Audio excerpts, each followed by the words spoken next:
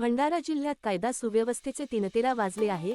भरदिवसा खात रोडवरील रेल्वे क्रॉसिंग जवळ फ्रूटच्या दुकानाजवळ हाफ मर्डर झाला आहे। 2 व्यक्तीत वाद झाला। हा वाद इतके विकोपाला गेला की चाकूने वार करून एकाला जखमी करण्यात आले।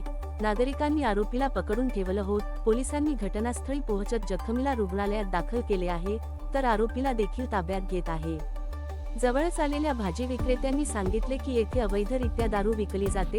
पोलिसांना ही बाब माहिती असून देखील कारवाई केली जात नाही, त्यामुळे भंडारा शहरात कायद्याचा धाक उरला नसल्याचे बोलले जात आहे। 2 दिवसापूर्वीच भंडारा तुमसर येथे 27 घरफोडी झाली होती आणि आता हाफ मर्डर झाल्याने पोलिसांच्या कार्यप्रणालीवर प्रश्नचिन्ह निर्माण होत आहे।